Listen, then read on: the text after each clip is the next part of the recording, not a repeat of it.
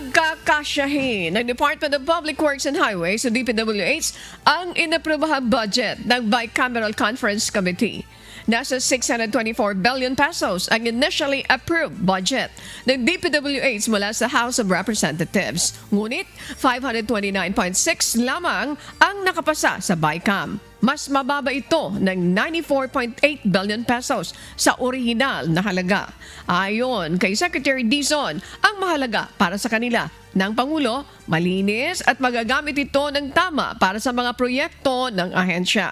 Sa kabila ng ginawang pagtapya sa kanilang pondo sa susunod na taon, nanindigan ang kalihim na sisiguruhin nila may patutupad ang mga nakalinyang proyekto.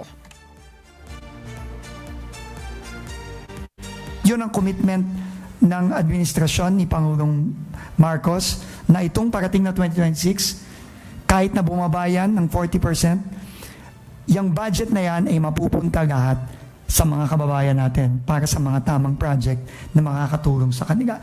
We will make do with what the Senate and the House has approved. Gagawin natin yan.